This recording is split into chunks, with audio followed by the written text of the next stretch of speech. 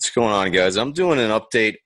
It's pretty rare that I do a big picture, global macro kind of themes call or kind of a shift in big picture thinking, big picture playbook strategy.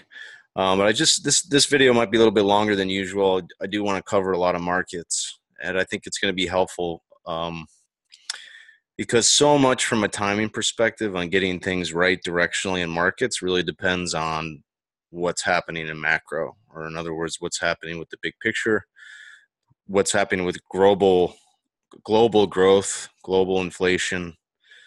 Um, Obviously, everything is connected, and the economies around the world is very complex, to say the least.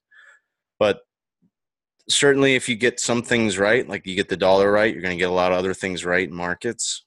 And today, I thought it was appropriate to do this video because Apple's obviously reaching today, hit 205 and some change, which everybody in the headlines and the media is all over it for this entire week.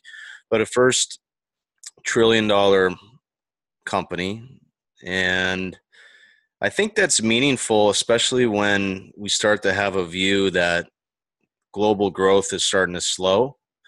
And here we are 10 years, right, from the 2008 lows, 2008, 2009 lows. And I think that's meaningful. So a lot of times you kind of look around, and when you have kind of a big picture headline like that, maybe that does mark the top for the U.S. equity market.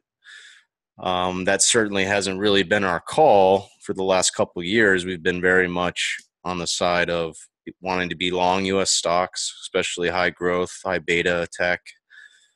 And so there's a lot of people that have been looking for the market to crash. I mean, when I was on the desk trading fixed income and then running the treasury desk, rates desk, I had these guys across the aisle that were constantly wanting to short stocks just because they didn't believe what the Fed was doing. They didn't believe that we could rally this long without having a recession, full-blown recession. And so trying to make those valuation calls really aren't helpful. And you can look at some of the great hedge fund guys like Dalio. He's been making the call that stocks should roll over. But all the negative risk off type of moves, those aren't going to happen until growth slows. So we've been making the call that growth's been accelerating since the election, because it has. And then now we're starting to see some signs that first China rolled over, then Europe's slowing. Emerging markets, we've been very bearish on since we made the dollar bottoming call here at the beginning of the year, towards the end of last year. And so everything's connected. We're going to look at these different markets, but everything is kind of setting up to where we may see a big risk off, quote unquote, risk off move, where we see growth slowing, riskier assets sell off. And really the only three markets, maybe you could call it four,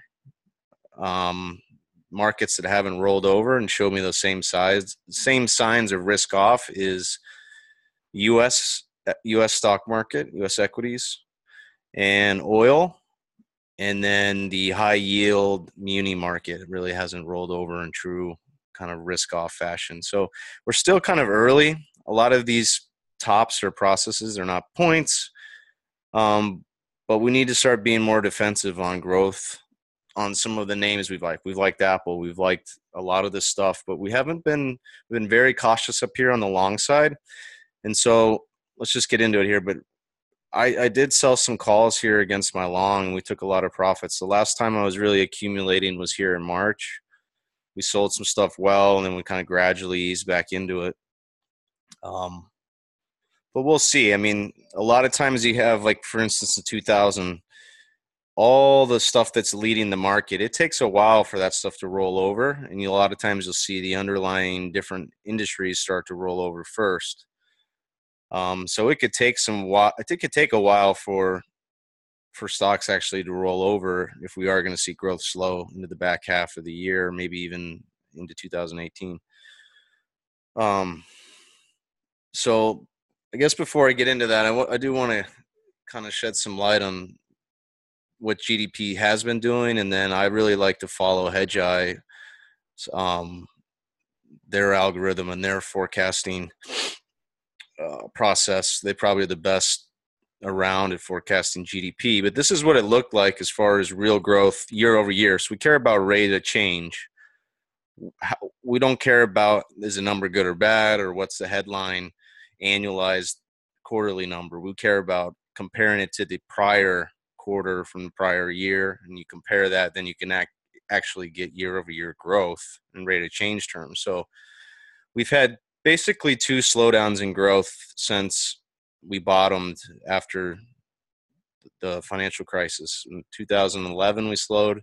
GDP slowed. 2013, three times. 2011, we started slowing off the top.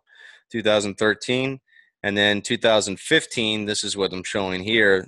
We peaked at 3.8, and we rolled over into Obama's last quarter, and we stalled at 1.3, and then the market actually started to tick up. We had the election, and then everything really accelerated. So it just is what it is. It's not about having a political view. Obama saw slowing growth into the election. He went out and growth was really collapsing. That's why parts of the U.S. economy were actually in recession. A lot of the states that got Trump elected were feeling, especially a lot of the industrial parts of the country. I mean, they're already feeling recession. They were already in recession. If you look at the growth numbers and economic data. So now that we've had things turn around, the question is, where do we go from here? And to have this amount of acceleration, it just becomes harder to compare against that from the prior quarter. That's naturally what's going to make the cycle slow. All right, but here's the forecast that Hedgeye puts out, and these guys have been great. I mean, they have several factor model in their tracking algorithm, but basically they only have a 28 basis point tracking error, and they've run this stuff at 93% success rate, which is just amazing. When you look at Atlanta Fed and anybody else on Wall Street, they're usually pretty terrible. They just tend to predict in a straight line. I mean, so they're projecting 2.9 pretty much flat line the next three quarters, which is just doesn't get more lazy than that. So I kind of would rather go with Hedgeye and actually get slowing quite significantly into fourth quarter here in the first quarter of 2019. So that's the risk of what's going on in markets. It may take 1 to 2 or 3 months for U.S. stocks to roll over. But I'm starting to get very cautious here coming into August, and that's why I want to do this video. This is a big picture call, and so when you have these shifts in the macro trends, these are major longer term moves. And growth is just part of it. Inflation is the other part. I don't know if we can time to get into that in this video, but I wanted to make that point on Apple. I mean, I'm still long. You know, I'm gonna let the market take me out up here, but I definitely took some profits here right into the $1 trillion mark. I sold calls, and I'm going to be much tighter and smaller on buying the dips here. And I'm really going to pay attention to this 190 and 185 pivot directionally. So everything's still in an uptrend. And just to make another point, because, you know, we're very bullish on Bitcoin long term, but you got to trade it. Just like we said, anytime a market goes 10x in a vertical phase transition manner, which it did, Bitcoin did in the end of the year, we were sellers. Well, I didn't hear anybody talking about Apple being a bubble today, but man, when Bitcoin was trading December, January levels, you couldn't get anybody. It was bubble constantly. Well, we saw Bitcoin go from 2,000 to 20,000, just shy of 20,000. And look at since 2008. This is split adjusted from Apple, but from 20 to 200, there's your 10x.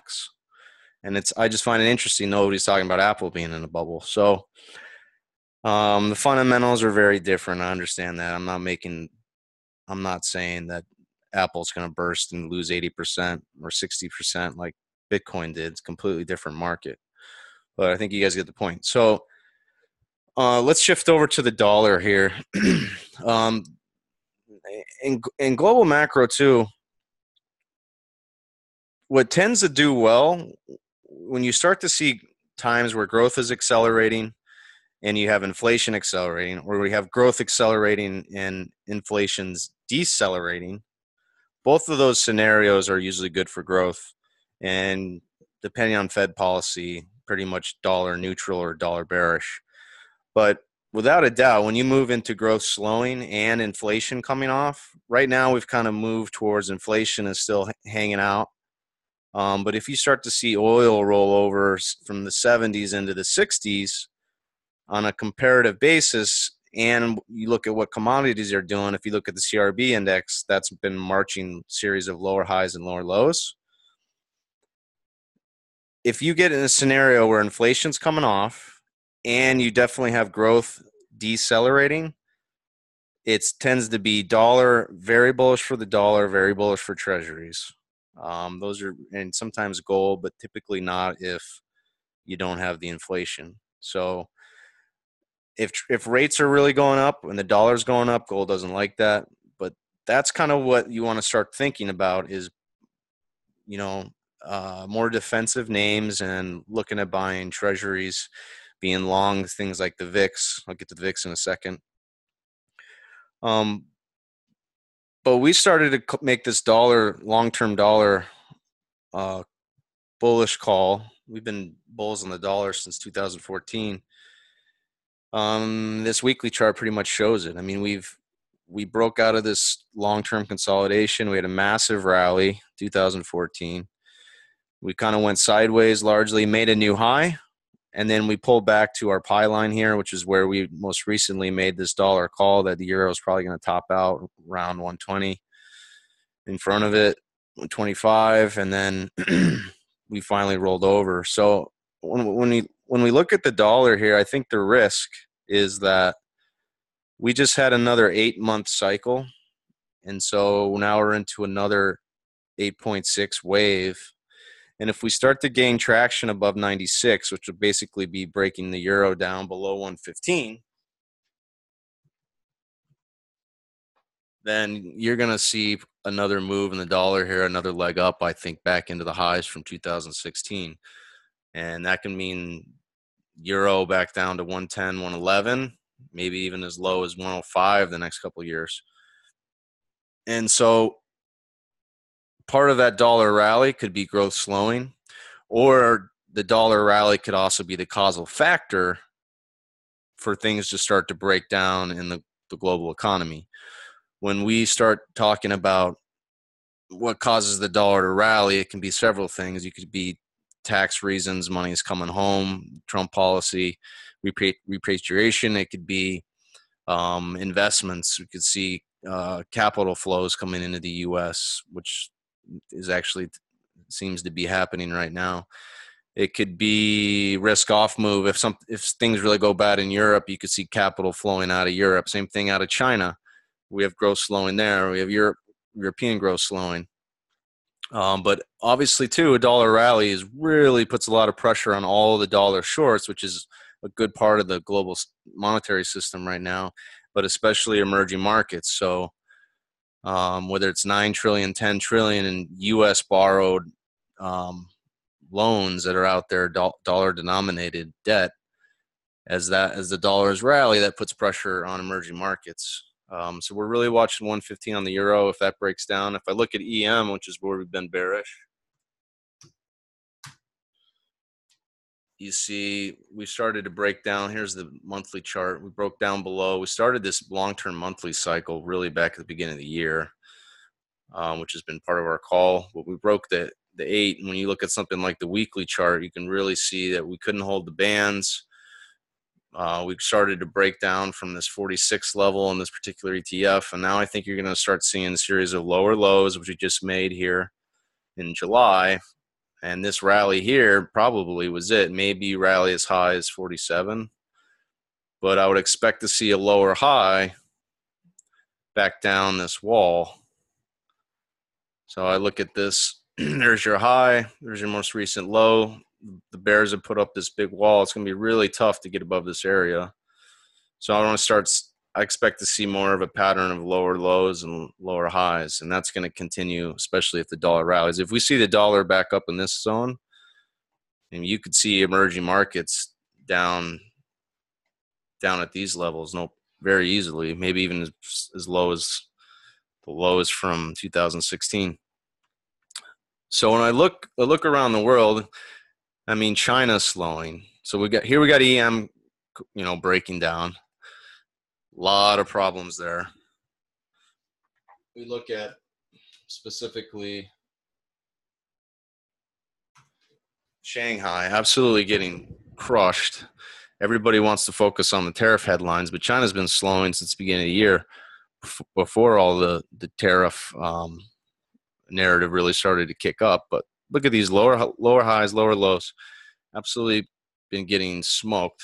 Same thing, whether I look at even the stronger parts of Europe, Germany, equity markets bearish, lower highs, lower lows. Italy, everybody knows what's going on there. Growth's been slowing. I'm a little surprised how well France has held up, but that's another one I'd be happy to short. Again, you're making lower highs, a series of lower highs off the top. Spain has kind of been going sideways. They're actually, their growth might be okay into the back half of the year. But still, I mean, we're making lower highs and lower lows. So I've been bearish on Europe as a whole. I think European Union's a disaster. You have a major sovereign debt crisis on the horizon. The banking system's a mess. Here's the Euro financial ETF. I mean, again, we start to see the U.S. break down and growth really slow. Bad things happen when growth slows. So we're going to be monitoring this, but no reason why we can't be back. Look, in 2015 was when we were seeing growth really slow, right before we bottomed again, GDP at that 1.3 level. And look how low. I mean, this was Deutsche Bank was in the news headlines. So there's a lot of room for us to get back to that area and those lows. I kind of think that's what we're in store for the back half of this year. So we're a seller of this ETF on rallies. And so what we'll be watching from here, again, is it's the U.S. stock market that's hanging in. We actually failed here at one of the top of the regression channels. But this was all just open air. I mean, there's no resistance up here. So we need to watch the highs from the beginning of the year as we come back in that level. But directionally, it's all about these lows for me. If we can't hold the bands here, this would signal bearish that equities broke. So we're still a ways from that. We're also going to watch this pivot higher low right now. So we're not making the call to short stocks just yet. I mean, maybe I'll start playing that way, leaning that way a little bit up here. But I'm starting to see this wind shift. Okay, so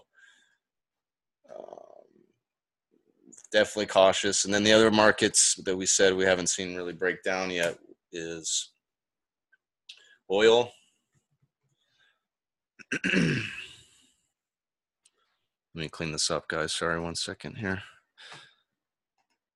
Oil's been trying to break down. I know the other thing is everybody's short bonds and everybody's short oil. Very crowded short positions. Just like everyone was short the dollar everyone was short the dollar and long euros into the lows down here. So I think this is actually setting up. I was hoping we get closer to 80, and it doesn't look like we're even going to get there. So it's not going to take much maybe on the supply side to work out a couple things. But again, it's going to come down to if growth really starts to slow and oil breaks, maybe you're going to have a lot of other things start to really, really crumble. When we look at ISM, which usually shows a cycle. Let me see if I can bring that up. Well, I was looking at bond yields here. I'm going to talk about, you see this level up here, guys? This is 10-year and 30-year yields overlapped over each other.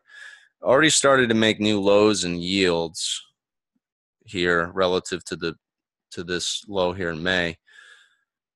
So on this rally, I'm actually looking to buy bonds. We're coming into the payrolls tomorrow. Maybe the wages, something will give us a catalyst to get yields a little bit higher. And then I want to start buying 10s and 30s and start going contrarian long, anticipating again growth slowing into the back half of the year. I think that's good risk reward. We talked about that in our team today. So I don't need to wait for 311. I don't need to wait for 3.25. I've already started nibbling a little bit. I'm just waiting to see if we push a little bit further here, and I'll start setting up long in treasuries. But we were looking at ISM today, and let me take that off and take this off. Okay, so this is a great cyclical indicator too of the business cycle. Typically, when you're below 50, which is this red line, you're considered in recession. And this started to happen at the beginning of 2016, and the markets were very jittery. CNBC was freaking out. Markets were sold off really hard, and that's because, again, part of the U.S. was actually rolling into recession, and this is where we were coming down the backside of this growth right in here. So that's what started to happen to ISM there. But notice here, guys, too, there's pretty good resistance. I can draw this right across the top. Right? We have a tough time getting ISM above that line. So did we peak? There's a good chance I think we did. But part of getting this lower needs to be oil has to start to crack and break down. A lot of oil patch has to do with U.S. economy, manufacturing, et cetera. A lot of this has energy components. So we need oil to break down, maybe to get this start to really cycle lower. But it's already started to turn, and we start to make lower lows here. I think that's going to be just another factor that's going to be confirming a slowdown. And then obviously we'll see how far we can. But these are the last big recessions here. And then we were really close here. If it wasn't for really, since Trump got elected, the market priced in a lot of different growth. So just is what it is. And then I think that pretty much sums it up. So the only other thing, and then so where I want to say the opportunity is that we'll watch oil. If it can't hold 65, I consider that breaking down this pivot low right here at 63. If we get another push in the mid 70s to 80, I'm going to try some shorts again. And so the other markets that haven't broken down yet is high yield and the muni market. So sometimes you'll get the muni market and high yield to respond to obviously what inflation's doing. But if you look at 2011, 2010, we had a rally in munis largely because of that was QE2 we started implementing that monthly ridiculous amount that we were buying back. But you'll see here when growth slowed in 2013, this was actually when yields peaked. But look at 2008 too. So here we have a high yield market over here. 2008 sold off. 2011 growth slowed, sold off. 2015 growth slowed, sold off. I want to see high yield start to break down. And usually high yield also, again, has a lot of components of energy. So everything's connected. So if we get that slowdown in demand, oil should come off. And then you'll start to see high yield break down. That'll be another thing that kind of confirms, okay, growth slowing. We're going to have more of a risk off, deflationary, want to be long the dollar, want to be long treasuries type of move. So that's what I'm looking. Munis has been very quiet. We need to watch these higher lows and the higher lows from 2016. But if things get really bad, then I would expect a lot of these municipalities that already have a lot of issues and underwater. No need to mention Illinois, California is all a mess. That stuff's going to come under pressure as well. So we don't quite have everything lined up. The U.S. is hanging in and kind of holding the whole world up. But we shall see. The only thing that I see as a risk to this not playing out is if things get really bad in the bond market. The long-term bubble is in the sovereign bond markets. Mostly, I mean, if you talk about bond markets bursting, it would be Europe, Japan. Before it would be the U.S. Treasury market, but that's a real possibility. So, and what I'm saying, I guess, is if yields really broke out and bonds really crashed, then the only place for capital to feel safe would maybe be in the stock market. And that's where you'd see maybe a lot of capital hang out in the blue chip names. But we're just going to let the market kind of guide us on that right now. So as growth starts to slow, what we want to kind of look at is buying long bonds. And let me just show you guys how they perform in the last few times the market slowed. So 2011, market started to slow. Look how well long bonds 30s performed. You basically were down here at 130. You rallied 30 points at least, and then some. 2013, all right, another massive rally. 2015 growth slowed, and we had another rally to new highs. So we're right back kind of down at these levels where the markets were bumping up against some big picture yield levels. I realize that. But I think there's a good chance that if we do see growth slow, everybody's looking for yields to break out, and they don't. This is a very crowded short position. Longs could have, we could be back at 171 if it really started to see growth slow. And so the way to play that in TLT is another great one. It's basically the same looking chart. That's the monthly. Here's the weekly. All right, pretty much the same chart. The risk is going to be, again, below these lows right here. But I want to be a buyer here. I'm gonna test this thesis out and see how growth goes and be a buyer here. And then we'll see if we can add to it. If we do, if everything kind of confirms that, we'll start to go. If we don't hold here, then maybe that scenario is playing out where yields are the bubbles in the bond market. Yields want to break out. Treasuries might not be that flight to quality, and maybe it just be the dollar that rallies. So this is one of our best ideas. Now we're going to be much more active in 30s. I started buying lately, and again, I want to see if we can get one more push down here, like 154, maybe hopefully tomorrow on payrolls. That would be a nice catalyst to pick up some 30s down here. We've had good rallies. I mean, 153 is a 7-point rally back to 160. And then lastly, I just want to talk about the VIX. This is another one of my best ideas. When growth is slowing, you have volatility falls. We've had lower highs here on the VIX. So as growth has been accelerating, we've got lower lows and lower highs. Well, guess what? That all changed. Look at the direction of the bands here if I zoom in. The direction of the bands, as we call them, that's these exponential moving average ribbon bands right here, all negatively sloping. Well, that all changed right here. And so this big move up here on the VIX to start the year off, I think there's more to come. We've been kind of quiet here through the summer, but that's a structural change to me where we're making higher highs. Look, these highs are higher than these highs. So these lows are higher than these lows. So you got to start thinking this way on volatility. And I think you want to buy the dips. So we've been kind of playing around with the UVXY when we get dips, inverse ETF. Well, it's not an inverse, it's leveraged. So we want to be buyers on dips, and especially when we get the stock market high within the intermediate term range. So there'll be more to come on that.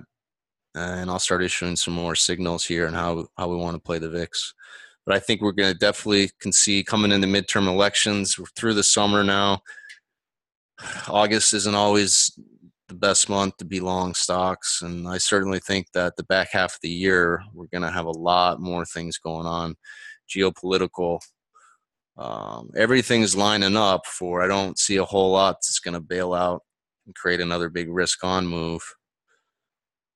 So we're going to get a little bit more aggressive on the short side of the names we like, individual stocks, shorting Europe, shorting China, even different ETFs. And then again, buying treasuries on dips, staying long the dollar we like, long volatility. And I haven't pulled the trigger on anything on gold yet. I don't think it's quite there. We want to look to short oil if we get one more push. But gold is definitely, we've been saying it's bearish because we've been so bullish the dollar, and we took out our pie line here at 1290. This is all bearish.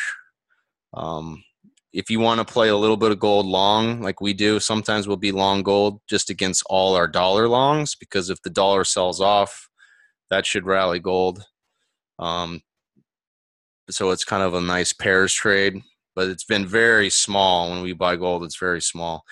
But if we do start to see growth slow, we should probably see this 1,000 to 1,200 range start to hold and gold firm up and then actually start making higher highs. And that hasn't happened yet. So I guess that would be another market that's telling me that there's still plenty of risk on appetite out there, and we haven't totally moved into, a risk off type of long-term global macro picture. But I think that this might start to change. I'm watching the lows here at 1204. But again, this is all lower highs. This is a weekly chart. You can't get above the 8. That's descending. So gold's just not quite ready to rally. But if it starts to firm up, that would be something also that if we start to see growth slow, gold should probably do a little bit better. Obviously, commodities peaked with the business cycle in 2011. But here, when growth started to slow in 2015, gold did pretty well. So anyway, that's what I'm watching in metals. We get into copper and these other markets that are breaking down. Aussie's breaking down. But I think that's probably plenty for this video. Hope that helps, guys. I would just say, if you want to follow us, I'm Jason Jenkins, head trader and founder of Jenkins Risk Management and BlockEdge Capital. We're building out a digital asset management firm. We do a lot of work on the crypto space now, both on doing some projects on the development side, ICO side, obviously the trading. But the best way to kind of follow us and what we're doing is obviously the YouTube channel here. My Twitter handle is @DJasonJenkins. One of our home pages is blockEdgeCapital.com. Under media here, we've got a podcast we do on crypto and markets, but mainly talking crypto. I'll get into global macro occasionally. Some of our blog stuff is going to be there. And then under education too, we have some services where we have a chat room. We have a crypto trading team. We're doing real-time alerts, talking altcoins, market direction, mining. This is a really great collaborative community and close-knit team. It's only $100 a month, but we made a lot of money into the end of the year on that group. I mean, I had guys that paid off all 100,000 student loans. Pretty exciting stuff. This is a trading course. This is all my 10 years of running treasury desk, a proprietary trading desk, and we also covered all the primary dealers and large money managers. And I did that at a couple firms, ended up leaving CG Capital. I was running rates to start Jenkins Risk Management, and all of that education on it's a 3-pillar model, execution, analysis, and then risk.